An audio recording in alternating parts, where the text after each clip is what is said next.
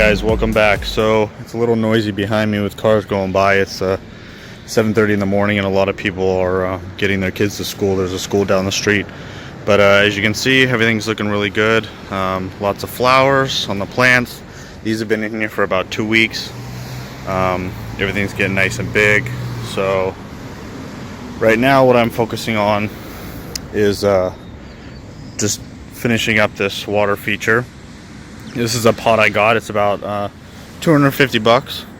And I wanted to show you real quick. So you can see in there, this is a seal that I used. It's over here. Where is it? Oh, the Flex Seal. This stuff works great for this kind of product. It coats a very thick, rubbery coat. Put 2 coats on there on the inside. Really waterproofs it. But you can see here, so the plug obviously for the pump does not reach all the way over there. So what I did was I ran another wire from there underneath the ground, and it's a waterproof. So there you go, and that's where the pump is connected. I just spliced the wires and put a waterproof connector in there. So what you see here is a basin. This basin you can get anywhere online. And then this pot sits right on top of it. You have the pump in there. It actually, you can't really see it, but you can actually adjust the pump has an adjuster on it, so you can change the speed. Now here, you gotta get these leaves out of here. Right there, you can see it kind of acts as a toilet. So right now it's a little too full. Because I had filled this up and then I had taken the water out, so it's usually not going to be this full. So when I turn the pump on, it's going to suck up some of this water, and then as it sucks it up, this will push down. When this goes down, then it'll start spraying water, because there's a main water line that runs right into the back of this bucket. So it has a waterproof seal. And that works really well, you know, for something like this. So this pond or water feature ends up being maintenance free. So you don't really have to do any maintenance on it. You don't have to come over here with a hose and fill it up or anything like that. Now if something breaks, like the end of that breaks, then what I have over here, you can see the black, that is the main water line. So that will shut off any water that's overflowing over here. So that's something you definitely want to add if you're adding a water feature to your main water line, is something like that. And this right here is the timer. It's a waterproof timer. You usually use it for lights, like Christmas lights, stuff like that. That is connected to the pond.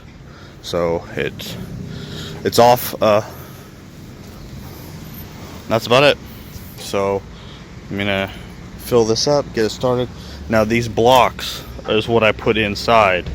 If you want, you could seal them together, but if there's any repairs that need to be done, I don't want to seal it up, so I just put those in, and then I have the pipe.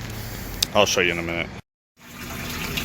So this is how I have it. You can see that the pump is pulling the water out of the bottom, and it's putting it in here. So as soon as this is full, as it's pulling this out, you're gonna see, actually you can hear it right now. See? So the water's starting to get too low, so here comes the main water line is turning on, and it's starting to fill it back up.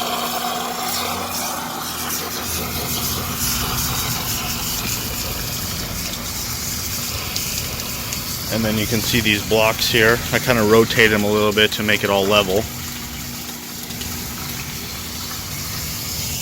And you could drill a hole through this, and you could have the water coming out of the middle.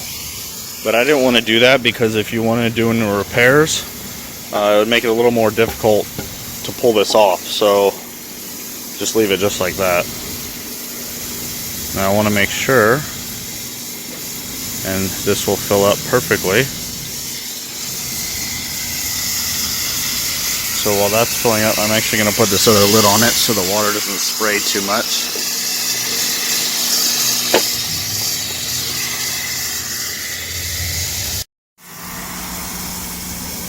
And there you have it. So the bottom's going to continue to fill up. I can hear the valve starting to cover up with water. So as soon as that's done, it'll shut off. And you can see there, you got some nice water flowing. And then I have this light over here, which will shine on it at night. So it'll look really cool. So you can see here I turned up the water a little bit. You can turn it up as high as you want. This is going to be for, you know, birds. So you don't want to turn it up too high. They can stand up on here. You know, they can stand on the edge right here. So it's perfect for the birds. It looks really nice. Love the color. Hey guys, so something I want to mention if you're going to do the same design I am. Now, if you were to cut a hole in the top of that and have this black tubing coming up from the middle, you won't have to do this process. But because I want to keep the top clean, you're going to want to do something like this, which is having a backflow valve on the end of the tubing. Because what's going to happen is that if this is in there like that, all the water is going to go back through this tube and come out the other end, and it's going to overfill the bottom, and you're going to have all that water wasted.